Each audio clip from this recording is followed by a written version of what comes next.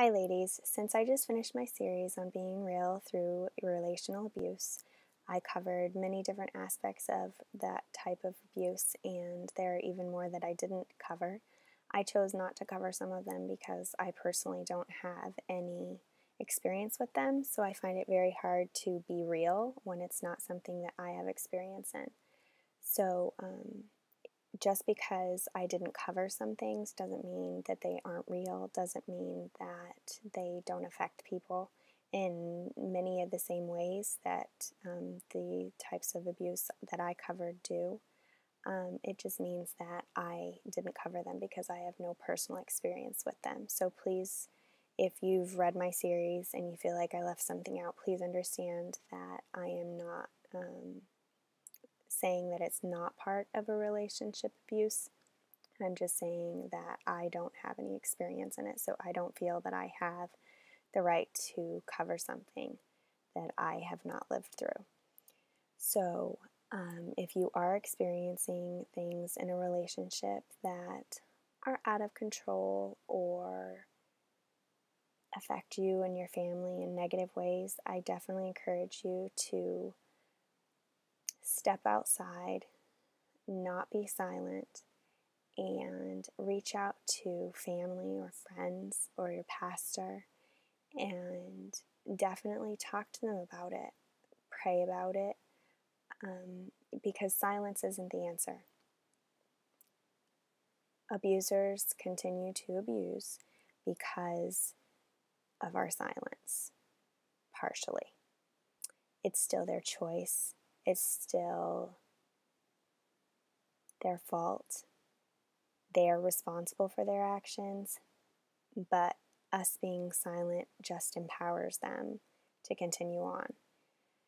It's something that I struggled with for a long time. I was silent for a really long time and didn't say anything. I didn't want to hurt my family. I didn't want to put my family through a difficult situation, so I just lived with it, and that was wrong because it just continued. It didn't stop.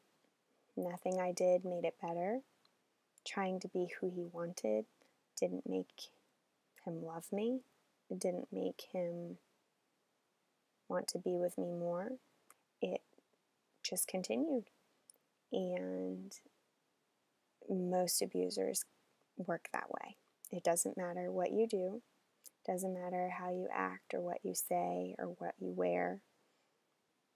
That's just who they are.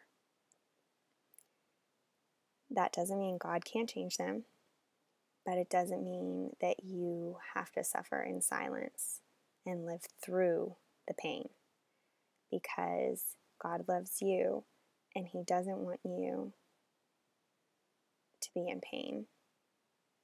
That is part of relationship abuse. Does He want you to forgive? Does He want you to love them with His love in His time? Yes. But that time is different for everybody. Just like for me, it took me 10 years to be able to talk about it. It may take you 10, it may take you 5. But when God presses on your heart to forgive and to love them with His love, then you will find freedom. It didn't take me 10 years to forgive. It took me 10 years to speak. Forgiveness didn't come easily or quickly. It was something that took a very long time. And it still hurts. The pain doesn't go away. Do you forget it more as time goes on? Yes. But then out of the blue, things will come back and you'll be like, whoa, I forgot about that. So don't expect everything to go away. Don't expect it to happen quickly. Don't expect to ever forget completely, because it won't happen. You have to choose to forgive every time it comes back to your mind. You have to choose to move on and take one more step when it comes back. You have to remember that you only have today. And if you only have today, do you want to live in anger, or would you rather embrace peace and forgiveness that comes from God alone, because you can't do it by yourself? Today is all you have. If you live in the yesterday and not today, then you will never be able to move on.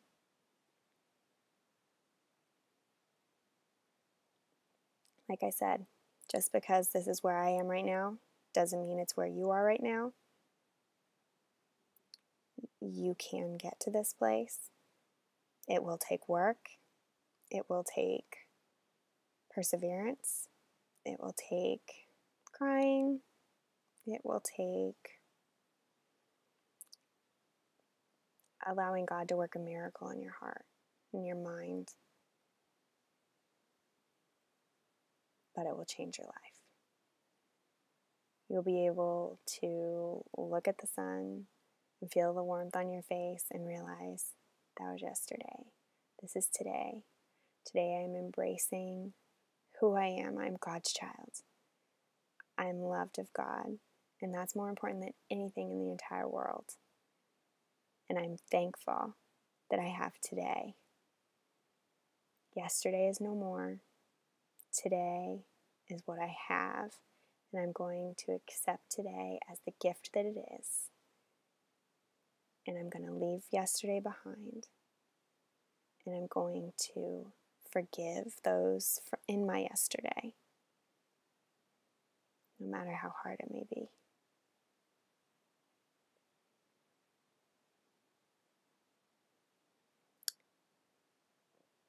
It is my prayer that this series has been an encouragement to you. It is my prayer that you are able to find forgiveness for your abuser and for yourself.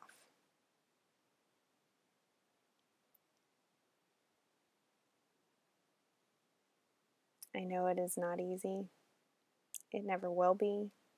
Abuse is something that no one should have to live through, but it is a reality. There is relational abuse to good women, to children, and we can't make it go away by being silent. So, will you join me in not being silent? Talk to someone. Tell them your heart. Be honest. Ask them to pray with you. Ask for wisdom and guidance, maybe even help. Don't suffer alone. Don't put up with it just because you think there's nothing better, because there is. God has a plan and a purpose for you. He has a future with you in mind, and it's just for you. Relational abuse is not part of it. It's a part of the world that we live in that's full of sin, but it's not God's design for you. So, don't be silent. Speak up. Speak to a friend. Call the national hotline if you need to. The number's all over my blog posts. If you can't use the internet, you can go to my blog and it's right there on any of my relational abuse posts. You can even email me, and I have a contact me button where you can find my email address, and I would be more than happy to talk to you.